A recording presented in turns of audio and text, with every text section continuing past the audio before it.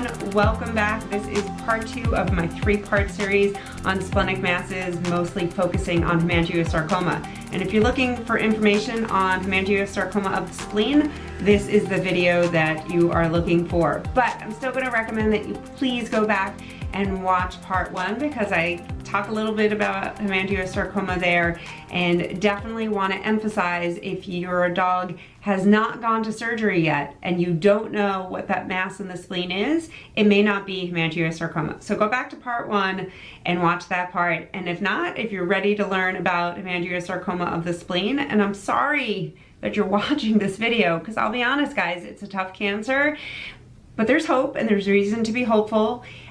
But it is a tough cancer. So I'm always, you know, when I walk into the exam room, when I'm in the clinics and I meet a new family, a new client with their pet, with their dog, with their cat, I always say, it's a pleasure to meet you. I'm sorry to meet you. And I'm sorry that you're watching this video because it sucks when your pet has cancer, and hemangiosarcoma of the spleen is definitely a tough one.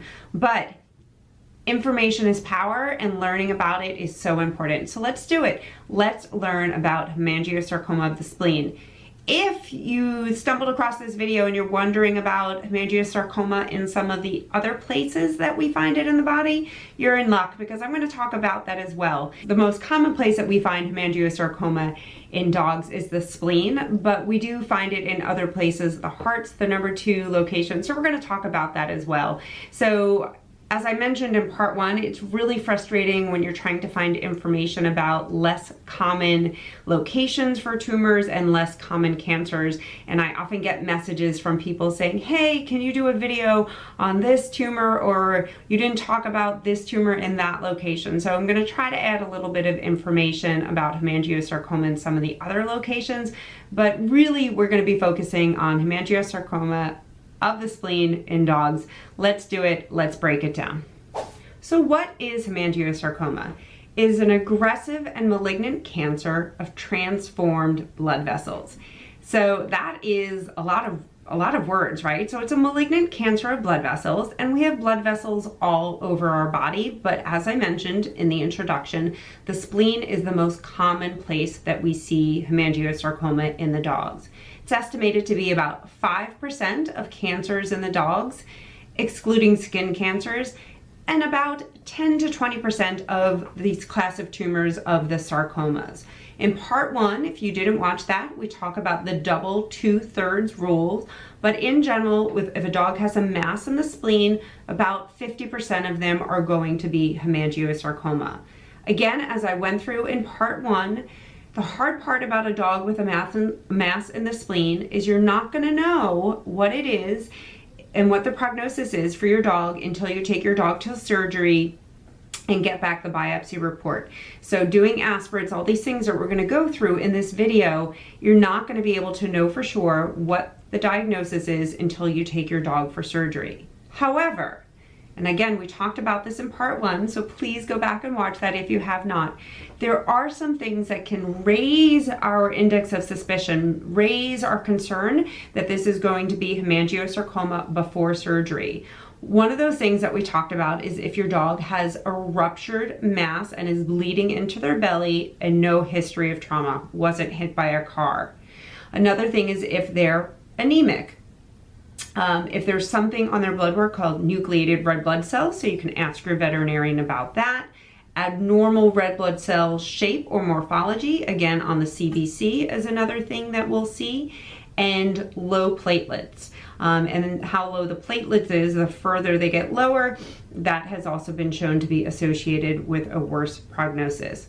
As I was saying, the most common place that we see hemangiosarcoma is the spleen. The number 2 location in dogs is the heart, and I really like to think of the heart as a big blood vessel, and the liver is the next most common location. When I think about hemangiosarcoma of the spleen, I think of it about 2 battlefronts, and if you watched any of my osteosarcoma videos, I talk about this as well. So the first battlefront is the tumor growing in the spleen, and we're going to deal with that by removing the spleen, something called a splenectomy. The first battlefront is dealing with the mass in the spleen, and often if they're bleeding and anemic and need potentially red blood cells, and stabilizing your dog. And then the second battlefront after surgery, if you choose to, is going to be chemotherapy, trying to delay the metastasis, so the cancer spreading, with the most common places that the cancer spreads being the lungs and the liver. Hemangiosarcoma is definitely a treatable cancer, but I'll be honest, guys, it's still a crappy cancer. The median survival time of lymphoma is over a year with chemotherapy treatment.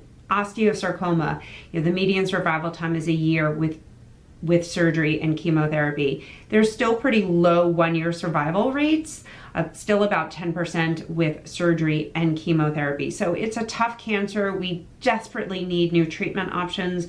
We'll talk about that in part 3 and some of the studies going on, but it's a frustrating cancer for sure. In part 1, we talked about that, and please go back and watch that. How does what are you going to see with a dog with hemangiosarcoma? Sometimes it's very vague, they're just not eating, they're tired, and sometimes it's very dramatic that they collapse. Their gums are pale and they're shocky because they're bleeding into their abdomen and they don't have that blood in their bloodstream, and they're not getting oxygen to their brain, to their muscles, to the other organs. So it can be very, very dramatic. So again, it can be very vague and non-specific. They're just tired and not eating, to this shocky condition where they're going in on emergency because they're bleeding into their abdomen. And I do go into that in a little bit more detail in the first part. So let's talk about who gets hemangiosarcoma, which dogs are most at risk. So classically, it's been thought to be a cancer of large breed dogs. So the classic breeds that we typically think of are German Shepherds, Golden Retrievers, and Labradors. And if you've watched any of my other videos or some of my other social media, you guys know I have 2 Labradors, so I'm always thinking about hemangiosarcoma. But let's not be breedist, as I say, because just because you have a German Shepherd that has a mass in the spleen, German Shepherds and these other breeds, German Shepherds especially, they also get hematomas, and they always get hyperplastic. They also get hyperplastic nodules. So again, just because they have a mass in the spleen, as I said in part 1, it's not always hemangiosarcoma. And really, guys, every dog is at risk, large and small breed, for hemangiosarcoma, sadly. And it's probably under-recognized in other breeds as well. And last year, at one of our major veterinary conferences by Dr. Modiano, who really studies this, he really said that it's probably overdiagnosed in the large breed dogs because we have a breed bias towards that. So again, it's something that is a cancer that we can see in large and small breed dogs as well. So I did promise you that in addition to the splenic form of hemangiosarcoma, I wanted to include a little bit about some of the other common sites that we see. So again, right atrium, the heart is the second most common, and the liver is the third. The kidney is also, again, so we have blood vessels. This is a cancer of blood vessels, like I said at the top of this talk. So it's a malignant cancer of blood vessels, and we have blood vessels everywhere in our body. So you can have this cancer superficially in the skin, the layers under the skin. You can have it in the muscle, so intramuscular hemangiosarcoma, and practically in every organ. So the kidney is one that has been reported to potentially have a better prognosis, with a median survival time of 9 months with just surgery and no chemo. So that's definitely better. And you're gonna want to watch part 3, where we'll talk more specifically about the prognosis with the different treatment options for the splenic form. And then I also want to briefly highlight on the non-visceral, so the non-organ forms of hemangiosarcoma, because they're different than the splenic forms that we're talking about. So one that I'd like to highlight on is the subcutaneous, so the layer under the skin. They're a little bit difficult to prognosticate, but typically they do better, much better than the splenic form. So the problem is the literature is a little bit all over the place. But in general, some studies show that with surgery and chemo, the median survival time is about 1.5 years, so way better than the splenic form. Another study showed that surgery alone, 50% were alive at 1 year, so still better. Another study showed surgery and chemo, doxorubicin, which we'll talk about for the splenic form in part 3, 3 years, so even better. But then another study showed only 8 months with the same protocol of surgery and chemotherapy. But in general, in my opinion, the subcutaneous do better with surgery. So that's going to be a nice big skin surgery, just like our other lumps and bumps. We do aspirate these before surgery. And then I do follow up with chemotherapy afterwards. The skin, so the more superficial, and again, you're going to need your biopsy report to tell us it. Can't look at it and know if it's of the skin layer and the subcutaneous layer. These tend to do really, really well. Sometimes they recur, sometimes they're multifocal, but these tend to have a pretty good prognosis, and I typically do not recommend chemotherapy after surgery. So again, the superficial ones, the ones of the skin, have the best prognosis of all of the hemangiosarcomas out there. So let's talk about the rates of metastasis. And even though it sucks to hear, guys, it's really important to know, because this is why I'm so adamant about doing those x-rays before we go to surgery. So this is one of the cancers with a really high spread rate or metastatic rate. So it spreads early and widely, so it can go to a lot of places. It's estimated that about 50% of dogs will have detectable, what we call gross metastasis at diagnosis, with the liver and the lungs being the most common. So again, that is why those chest x-rays before you go to surgery are so important. It's also the most common cancer to spread to the brain. So I think it's really important that we're doing those tests before we go to surgery to the best of our ability to find out if the cancer is spread, so we can make good decisions for your pet. So your dog is at the veterinarian and your dog has a splenic mass. What tests are you going to want to do before you go to surgery? Definitely. I'm going to highlight which are the things that you need to do and which are the things that you can probably not waste your money doing.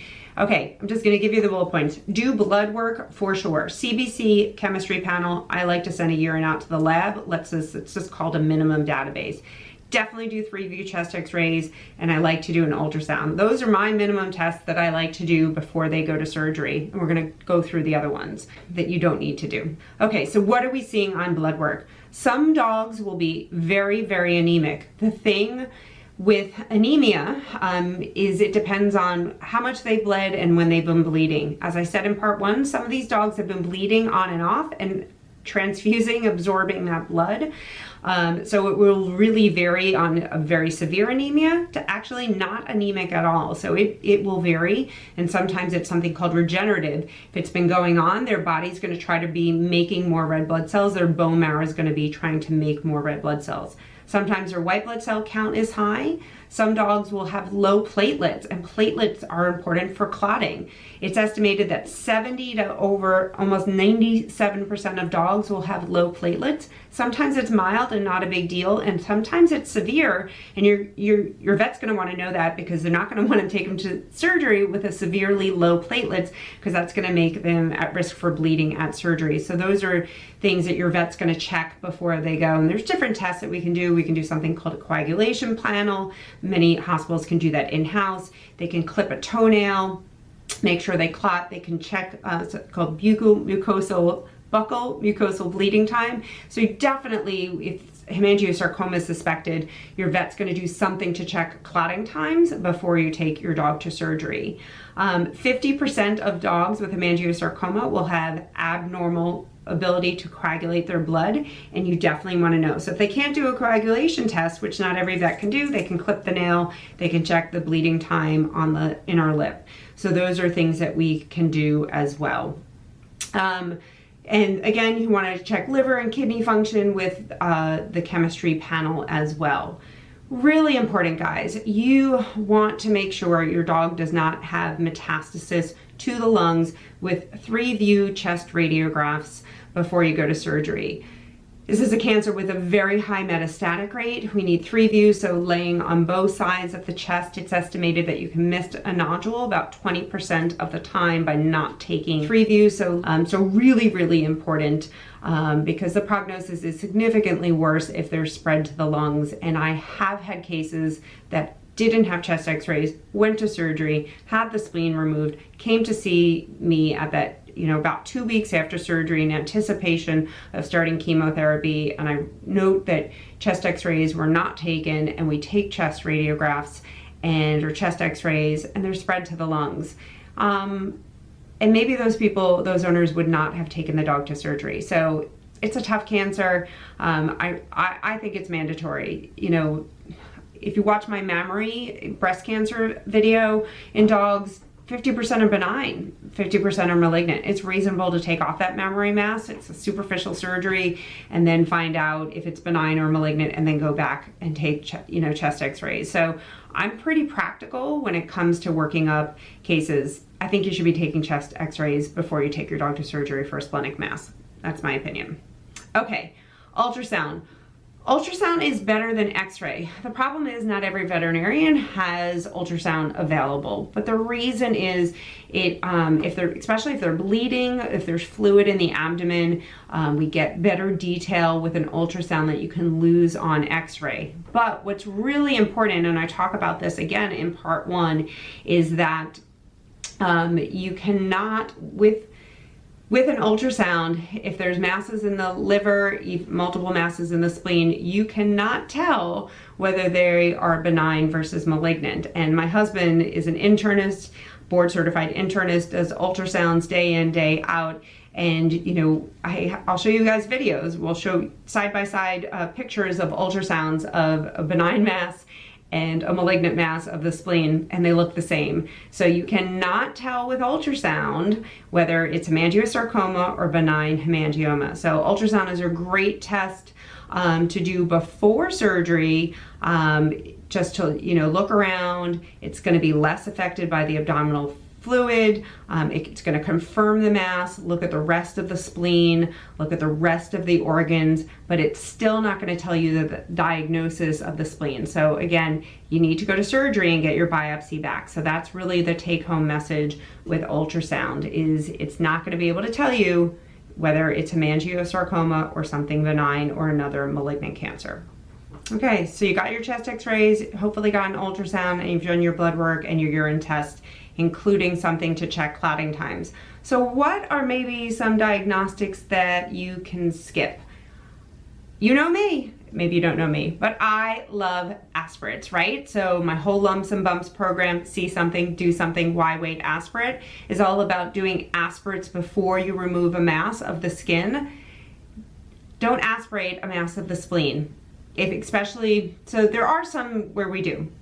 But usually these masses that we're suspicious of hemangiosarcoma, which again we can't tell, they're very complex looking masses. And hemangiosarcoma is known to bleed. They're very friable masses, very delicate masses. And there's a couple of reasons that we don't want to do aspirates. One is they're usually non-diagnostic, so you just get back blood. So it's a waste of time and money. And number 2, they tend to bleed. So there's a risk of hemorrhage that we're going to make your dog bleed. So 2 very good reasons that doing aspirates are not worth the time and energy to do it, and they're risky for your pet. So we don't usually do it for these complex looking masses. There are definitely times when we see a solid mass in the spleen that we do it, there's many times that we do it, but for these masses that are often suspicious for hemangiosarcoma, we just can't get an answer with an ultrasound guided aspirate, so I don't bother doing it.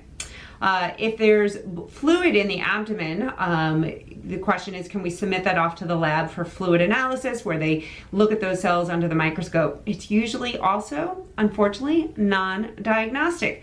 Don't get an answer. It's often $150 to $200 test.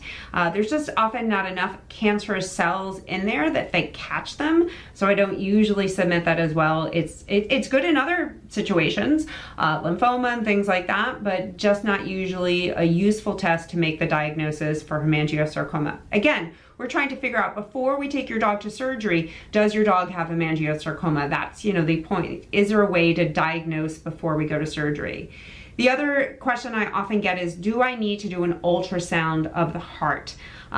Because the second most common location for hemangiosarcoma is the right atrium, so part of the heart.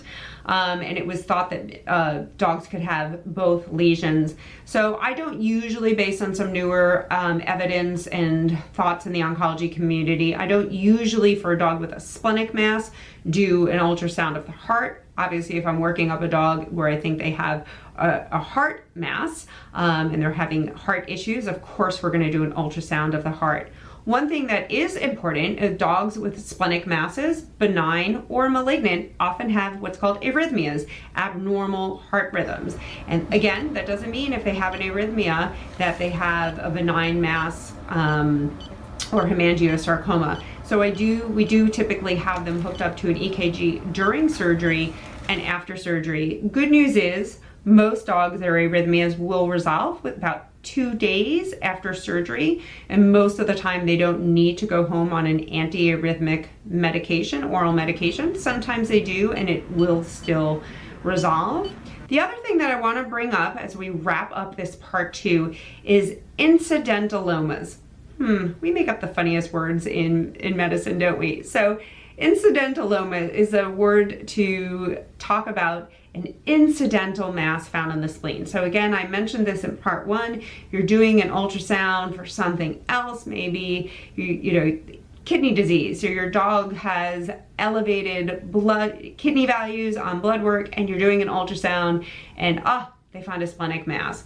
So is that the same as the 2/3 rule in terms of being malignant versus benign and hemangiosarcoma? And actually there was a study in 2016 of just over 100 dogs, and dogs with an incidental splenic mass are less likely to have hemangiosarcoma and malignant cancers. And actually in this study, 70% were benign and only 30% were malignant. And in that study, size was not prognostic, and actually the bigger ones tended to be benign. So that's a really important thing. Another study that I want to mention before we wrap up this part looked at over 500 dogs, which is really, really you know, a good number for a study in veterinary medicine. And they looked at the risk of a dog dying in the perioperative period, so that, you know, that post-surgical period. And, you know, because that is a scary period if your dog is going to surgery. And so things that increase the risk of death around that surgical period was low platelets, and the more their platelets were lower, the greater the risk. Anemia lower than 30%, and arrhythmias. So again, just things to think about, you know, that just increase how critical your pet is. And again, that just critical nature of the time after surgery. So it's always, you know, we take a deep breath and just get through it and hope for the best. So I think those are some important, you know, important statistics to know. All right, guys, that was a lot of information about hemangiosarcoma. So just to highlight, we talked about, you know, how the dogs present, you know, what symptoms you may see at home. We talked about the different tests that you're going to do when you go into the veterinarian. And in part 3, I hope you'll come back. We're going to talk about the different treatment options and what the prognosis is. We're also going to talk about some of the new treatments that are in development. Thanks for watching. I hope that you guys found this helpful. Please, you know what helps me help you? Comments. Let me know what you found helpful, what I forgot, and please don't forget to subscribe. If you know anyone that you think this information is going to be helpful, please share it with them. Thanks so much for watching. I look forward to seeing you at part 3, and don't forget to check out some of my other videos as well. Hope to see you soon.